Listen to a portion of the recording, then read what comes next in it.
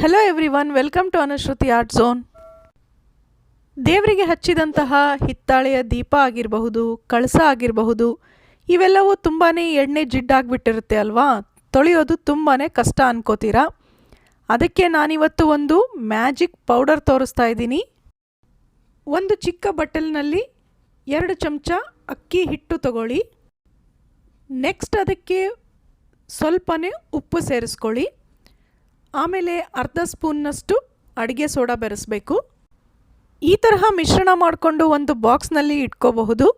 ಉಪಯೋಗಿಸೋವಾಗ ಅದಕ್ಕೆ ಸ್ವಲ್ಪ ನೀರು ಸೇರಿಸ್ಕೊಂಡು ಪೇಸ್ಟ್ನ ಕನ್ಸಿಸ್ಟೆನ್ಸಿ ಮಾಡ್ಕೊಳ್ಳಿ. ಕೊನೆಯಲ್ಲಿ ಇದಕ್ಕೆ ಸ್ವಲ್ಪ ನಿಂಬೆ ರಸ ಸೇರಿಸ್ಕೋಬೇಕು. ಸೋಡಾ ಪುಡಿ ಮತ್ತು ಹುಳಿ ಸೇರಿರೋದ್ರಿಂದ ಈ ತರಹ ಬುರುಗು ಬರುತ್ತೆ. ಈಗ ನೋಡಿ, ವೇಸ್ಟ್ ಆಗಿರೋಂತಹ ಒಂದು ನಿಂಬೆ ಹಣ್ಣಿನ ಸಿಪ್ಪೆ ತಗೊಂಡು ಈ ಪೇಸ್ಟ್ನ ಎಲ್ಲ ಪೂಜಾ ಸಾಮಗ್ರಿಗಳ ಮೇಲೆ ಹಚ್ತಾ ಹೋಗಿ. ಒಂದೊಂದಾಗಿ ಎಲ್ಲ ಪೂಜಾ ಸಾಮಗ್ರಿಗಳ ಮೇಲೆ ಈ ಮಿಶ್ರಣನ ಹಚ್ಚಿ. ಇಲ್ಲಿ ಸ್ಕ್ರಬ್ಬರ್ ಯೂಸ್ ಮಾಡಿದರೆ ಸುಮ್ಮನೆ ಅದೆಲ್ಲ ಎಣ್ಣೆ ಜಿಡ್ಡಾಗ್ಬಿಡುತ್ತೆ. ಅದ್ರ ಬದಲಿಗೆ ನಿಂಬೆಹಣ್ಣಿನ ಸಿಪ್ಪೆ ಯೂಸ್ ಮಾಡೋದೇ ಚೆನ್ನಾಗಿರುತ್ತೆ. ನೋಡಿ, ಹೀಗೆ ಎಲ್ಲವಕ್ಕೂ ಮಿಶ್ರಣ ಹಚ್ಚಿದ ನಂತರ ಅದೇ ನಿಂಬೆಹಣ್ಣಿನ ಸಿಪ್ಪೆಯಿಂದ ಉಜ್ಜುತ್ತಾ ಹೋಗಿ. ತುಂಬಾ ಏನು ತಿಕ್ಕಿ ತೊಳೆಯೋ ಅವಶ್ಯಕತೆ ಇಲ್ಲ. ಇದರಲ್ಲಿ ಸೋಡಾ ಪುಡಿ ಹಾಗೆ ನಿಂಬೆಹಣ್ಣು ಸೇರಿರೋದ್ರಿಂದ ಅದರ ರಿಯಾಕ್ಷನಿಗೆ ಬೇಗನೆ ಕ್ಲೀನ್ ಆಗುತ್ತೆ. ನೀವಿದರಲ್ಲಿ ಸೋಪಿನ ಪುಡಿ ಅಥವಾ ಪಾತ್ರೆ ತೊಳೆಯುವಂತಹ ಲಿಕ್ವಿಡ್ ಯಾವುದನ್ನು ಹಾಕದೇ ಇದ್ದರೂ ಕೂಡ ಇಷ್ಟು ಮಿಶ್ರಣದಲ್ಲಿ ಪ್ರತಿಯೊಂದು ಚೆನ್ನಾಗಿ ಕ್ಲೀನ್ ಆಗುತ್ತೆ.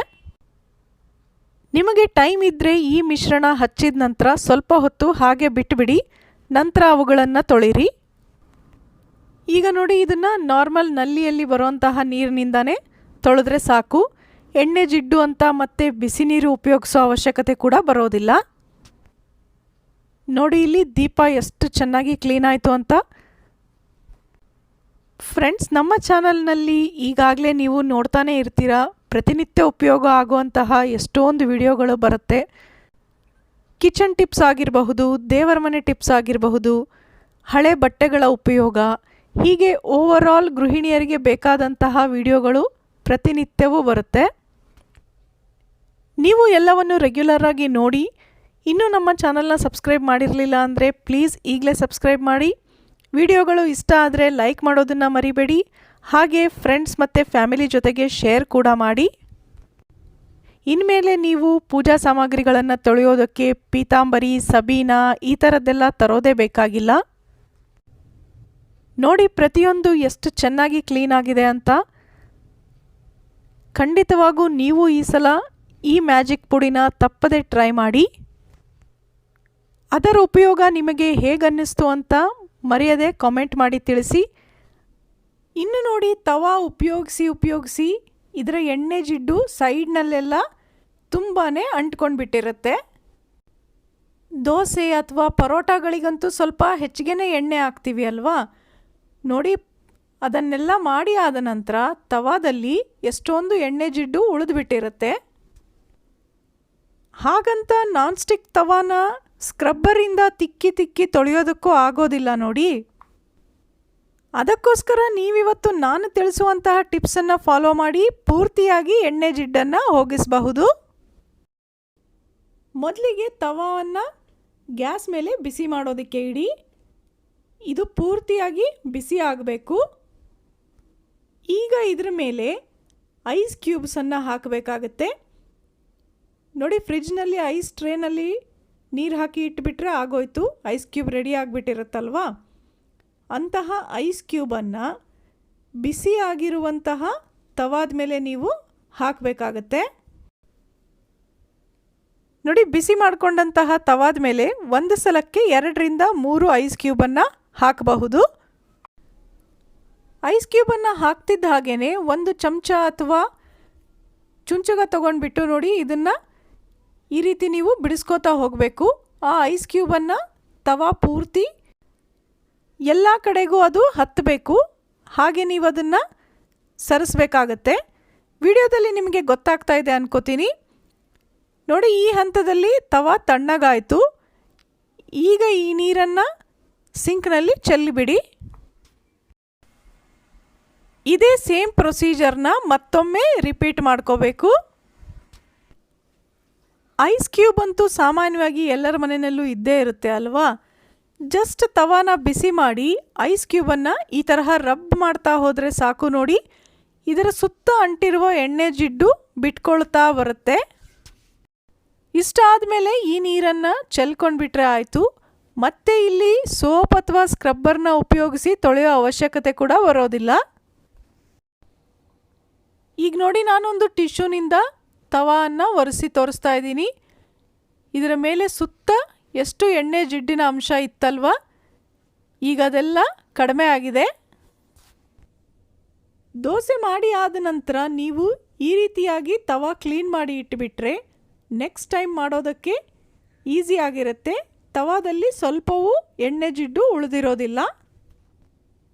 ನೀವು ಈ ಐಡಿಯಾನ ಫಾಲೋ ಮಾಡಿ ನೋಡಿ, ಅದರ ರಿಸಲ್ಟ್ನ ಕಮೆಂಟ್ ಮಾಡಿ ತಿಳಿಸಿ. ಹಸಿಮೆಣಸಿನ್ಕಾಯಿನ ಪ್ರತಿನಿತ್ಯ ಉಪಯೋಗಿಸ್ತೀವಿ ಅಲ್ವಾ, ತಂದ ತಕ್ಷಣ ಹಾಗೇ ಫ್ರಿಜ್ನಲ್ಲಿ ಇಟ್ಬಿಟ್ರೆ ಬೇಗನೆ ಕೊಳ್ತೋಗ್ಬಿಡುತ್ತೆ. ಅದರ ಬದಲಿಗೆ ನೀವು ನೋಡಿ ಈ ತರಹ ಒಂದು ಬಾಕ್ಸ್ನಲ್ಲಿ ಹಾಕಿಡ್ಕೋಬೇಕು. ಅದರಿಂದ ವಾರಗಟ್ಟಲೆ ಕೂಡ ಚೆನ್ನಾಗಿರುತ್ತೆ.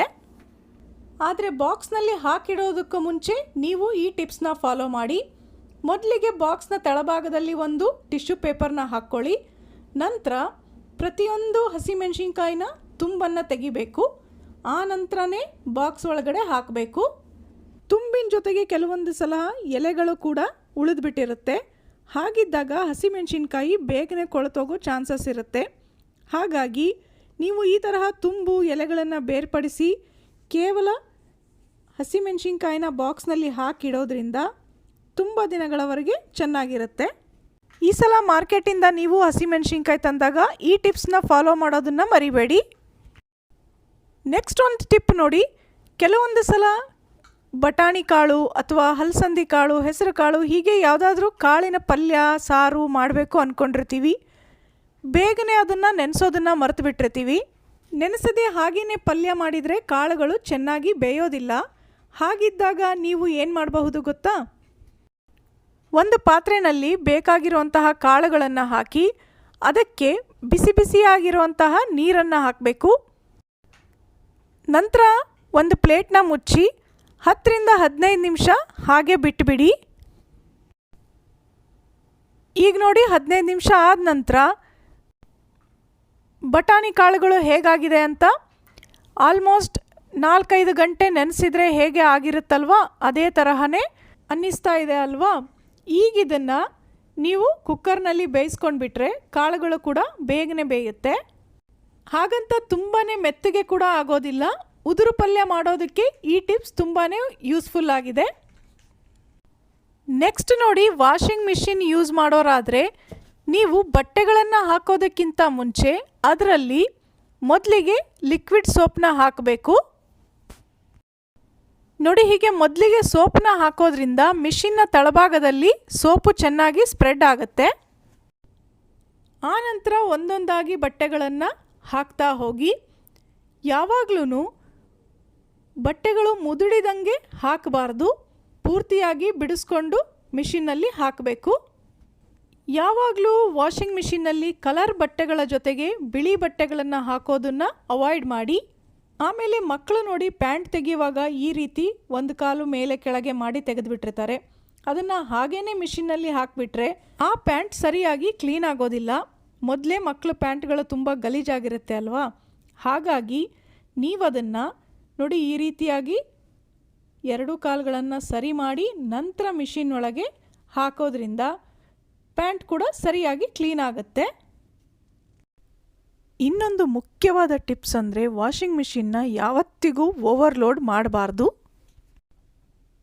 ಆಗ ಬಟ್ಟೆಗಳು ಕ್ಲೀನ್ ಆಗದಲ್ಲೇ ಇರೋದಷ್ಟೇ ಅಲ್ಲ, ಮಿಷಿನ್ ಕೂಡ ಹಾಳಾಗೋ ಚಾನ್ಸಸ್ ಇರುತ್ತೆ. ಅದಕ್ಕೆ ಮಿಷಿನ್ ಪೂರ್ತಿಯಾಗಿ ತುಂಬಿಸೋದ್ರ ಬದಲಿಗೆ ನೋಡಿ ಇದರಲ್ಲಿ ಕೆಲವು ಬಟ್ಟೆಗಳನ್ನು ತೆಗೆದುಕೊಂಡು ಬಿಡಬಹುದು. ಅವುಗಳನ್ನು ಮತ್ತೊಂದು ಸಲ ವಾಶ್ ಮಾಡೋದಕ್ಕೆ ಹಾಕಬಹುದು. ಇವತ್ತಿನ ಈ ಎಲ್ಲ ಟಿಪ್ಸ್ಗಳು ನಿಮಗೆ ಇಷ್ಟ ಆಗಿರುತ್ತೆ ಅನ್ಕೋತೀನಿ. ಹಾಗಿದ್ರೆ ಮರೀದೆ ಲೈಕ್ ಮಾಡಿ. ಇನ್ನೂ ಹೆಚ್ಚಿನ ಉಪಯುಕ್ತ ವಿಡಿಯೋಗಳಿಗೋಸ್ಕರ ನಮ್ಮ ಚಾನಲ್ನ ಸಬ್ಸ್ಕ್ರೈಬ್ ಮಾಡಿ. ಮತ್ತೆ ಸಿಗೋಣ. ಧನ್ಯವಾದಗಳು.